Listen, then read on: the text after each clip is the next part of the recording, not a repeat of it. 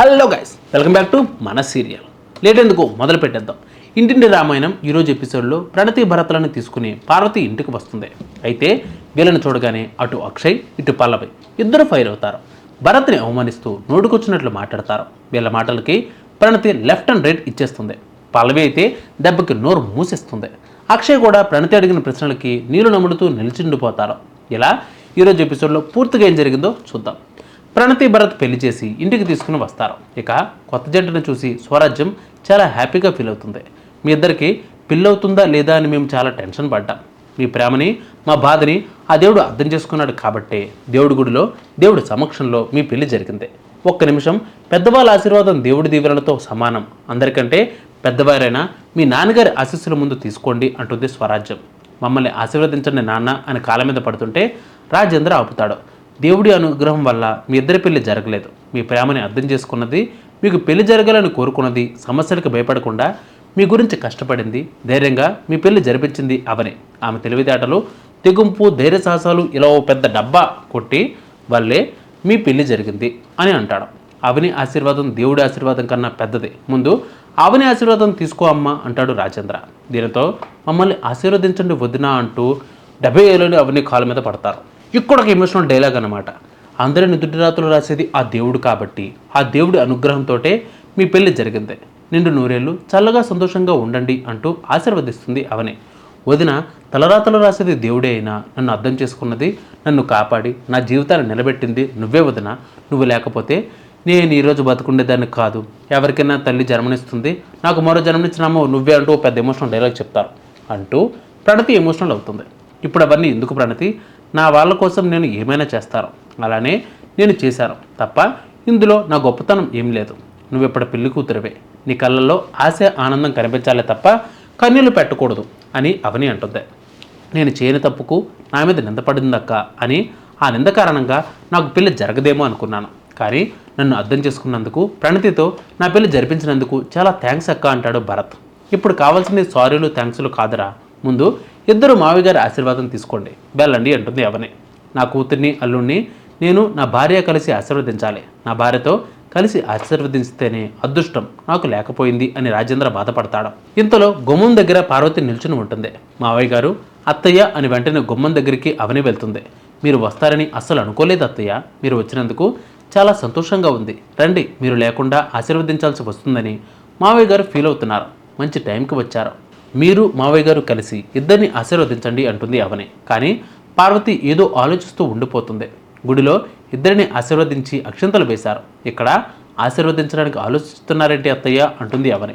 మన కూతురు అదృష్టవంతురాలు కాబట్టే నువ్వు మంచివాడు అనుకున్న మోసగాడితో ప్రణతి పెళ్లి జరగలేదు. ప్రణతి జీవితాన్ని కాపాడింది అవని అని చెప్పడానికి నీ మనస్సాక్షి ఒప్పుకోకపోతే ఆ దేవుడే కాపాడాడు అనుకో.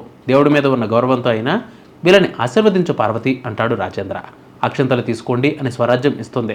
దీనితో ఇద్దరు కలిసి ప్రణత్ భరత్ని ఆశీర్వదిస్తారు. నీకోసమే వచ్చానమ్మా అని ప్రణతితో అంటుంది పార్వతి. ఇంతలో అత్తయ్య గారు కూర్చోండి, రండి కూర్చోండి మావయ్య గారు, మీరు కూడా కూర్చోండి అని మావయ్య గారు అని అంటుంది. కలిసి ప్రణతి భరత్ని ఆశీర్వదించినందుకు చాలా సంతోషంగా ఉందత్తయ్య అని అవని అంటుంది. ఇంతలో స్వరాజ్యం మాట కలుపుతుంది.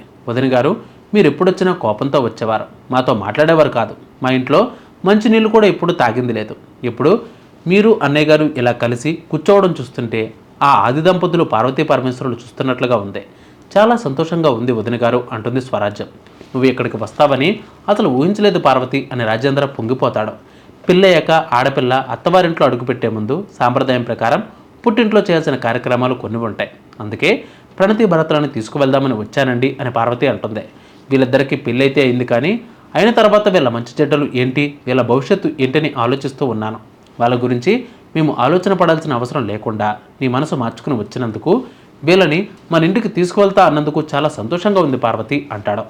ఇక అవేమీ వద్దు, దుర్ముహూర్తం రాకముందే వీళ్ళ చేత అడుగు పెట్టించాలి, త్వరగా వెళ్ళాలి అంటుంది పార్వతి. అలాగే అత్తయ్య గారు వెళ్ళండి, వీళ్ళని రెడీ చేస్తాను అని అవన్నీ లోపలికి వెళ్తుంది. నువ్వు ఎలాగైతే ఉండాలని కోరుకున్నావో ఇప్పుడు అలాగే కనిపిస్తున్నావు. నీలో ఇంత త్వరగా మార్పు వస్తుందని అనుకోలేదు అని రాజేంద్ర ఆశ్చర్యపోతాడు. ఇక కారు ఎక్కించడానికి అందరూ బయటికి వస్తారు. ప్రణతి మాత్రం కన్నీళ్లు పెట్టుకుంటుంది. పుట్టింటికి వెళ్తున్నందుకు ఆనందపడాలి కానీ బాధపడుతున్నావేంటి ప్రణతి అంటుంది అవని. నేను నా పుట్టింటికి వెళ్తున్నట్టు లేదు వదిన, అమ్మలా చూసుకున్న నిన్ను వదిలి వెళ్ళాలంటే పుట్టింటి నుంచి వెళ్తున్నట్లుగా ఉంది అంటుంది ప్రణతి. పెళ్ళైన ఆడపిల్ల పుట్టినిల్లు మెట్టినిల్లు అని ఆలోచించకుండా భర్తే సర్వస్వం అనుకోవాలి. ఇక నుంచి నీకు తోడు నీడ ధైర్యం సంతోషం నీ బాధ్యత అంతా నీ భర్తదే అని అవని అంటుంది. మాకు తోడుగా నువ్వు కూడా మాతో రావచ్చుగా వదిన అని ప్రణతి అడుగుతుంది. నిన్ను చూసుకోవడానికి భరత్ ఉన్నాడు. నీ మంచి చెడ్డలు ఆలోచించడానికి నేను మావయ్య అత్తయ్య గారు అన్నయ్యలు వదినలు అందరం ఉన్నాం. నువ్వేమీ భయపడక్కర్లేదు. భరత్ ఈ రోజు నుంచి ప్రణతికి ఎలాంటి కష్టం రానివ్వకుండా సంతోషంగా ఉండేటట్టు నువ్వే చూసుకోవాలి అని భరత్ చేతిలో ప్రణతి చేయి పెట్టి చెబుతుంది అవని. ప్రణతికి ఏం ప్రాబ్లం రాకుండా నేను చూసుకుంటానక్క, నా ప్రాణంలో చూసుకుంటాను అని భరత్ మాట ఇస్తాడు. అవని నువ్వు కూడా వాళ్ళతో వెళితే బాగుంటుందమ్మా అంటాడు రాజేంద్ర. ప్రణతి వెళ్తుంది తన అత్తారింటికి కాదు మావయ్య, తన పుట్టింటికి వెళ్తుంది. అత్తయ్య గారు తన కోడలను కూడా కూతురులా చూసుకుంటారు. అలాంటప్పుడు తన కూతుర్ని ఇంకెంత బాగా చూసుకుంటారో చెప్పండి. మనం ప్రణతి గురించి ఆలోచించాల్సిన అవసరం కానీ బెంగపడాల్సిన పని కానీ ఏమీ లేదు అంటుంది అవని. ప్రణతి మనం త్వరగా వెళ్ళాలమ్మా, బయలుదేరుదామా అని అంటుంది పార్వతి. వెళ్ళొస్తాం వదిన అని ఇద్దరు కారు ఎక్కుతారు. మరొక వైపు పార్వతి ఎక్కడికి వెళ్ళిందా అని అందరూ కంగారు పడుతూ ఉంటారు. ఇంతలో కారుల నుంచి ప్రణతి భరత్ దిగుతారు. ఇది చూసి అక్షయ్ పల్లవి శ్రేయ అవక్కవుతారు. అన్నయ్య అమ్మ చెల్లెల్ని తీసుకొచ్చింది అంటూ కమల్ గుమ్మం దగ్గరికి పరిగెడతాడు. నువ్వు ఎక్కడికి వెళ్ళావో అని కంగారు పడ్డాం. చెల్లిని భరత్ని తీసుకొచ్చి ఇలా మంచి పని చేసావమ్మా, రండి రండి అని కమల్ ఆహ్వానిస్తాడు. ఇంతలో ఆగండి అని ఒక పెద్ద డైలాగ్, కామన్ డైలాగ్ అనుకుంటుంది అంటూ పల్లవి అరుస్తుంది. మన టైం బాగోలేక మీ మైండ్ పని చేయకో మతి భ్రమించో వీళ్ళ పెళ్లి చేశారు.